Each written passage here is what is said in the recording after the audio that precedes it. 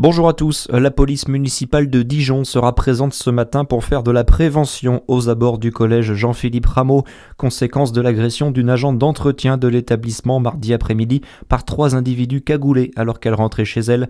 La femme de 45 ans avait eu une altercation verbale avec 2 collégiens plus tôt dans la journée.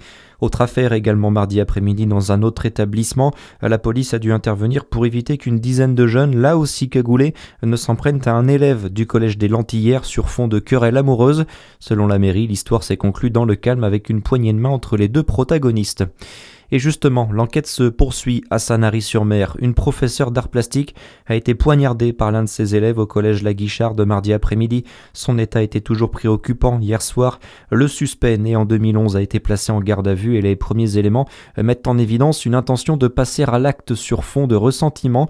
Le ministre de l'Éducation nationale, Édouard Geoffrey, a assuré travailler à une réponse qui nous permette d'éradiquer la violence. Des annonces qui doivent se transformer en actes, selon la psychiatre Viviane Coves-Masfetti. Il n'y a pas la solution. C'est probablement d'abord des solutions adaptées à des profils d'établissement.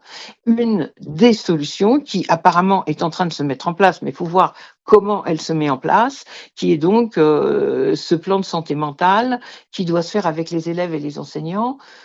Peut-être être plus sensible à des choses qu'un enfant dirait qui sont quand même, on va dire, entre guillemets, assez bizarres.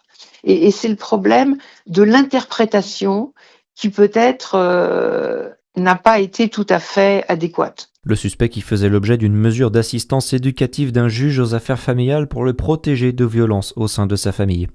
Dans le reste de l'actualité, en région, il l'a annoncé devant 300 personnes lors d'une réunion publique. Hier soir, le maire de Saint-Claude prolonge la dérogation permettant à l'EHPAD de rester ouvert.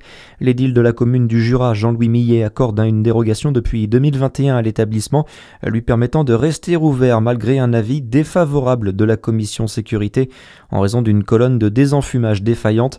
Il a annoncé mettre fin à cette autorisation le 14 janvier dernier avant de finalement, hier soir, revenir sur sa décision face à l'inquiétude des familles des résidents en cas de fermeture de l'établissement. La nouvelle dérogation qui court jusqu'au 31 mai. Une femme grièvement blessée en Saône-et-Loire hier soir dans un accident de la route. Un camion et une voiture se sont percutés sur la RCEA à Navour-sur-Grosne. La victime de 50 ans a été transportée à l'hôpital dans un état stable, tout comme son fils de 15 ans, légèrement touché. Et puis le parc animalier de l'Auxois, situé à Arnay-sous-Vito, doit rouvrir ses portes samedi en Côte d'Or.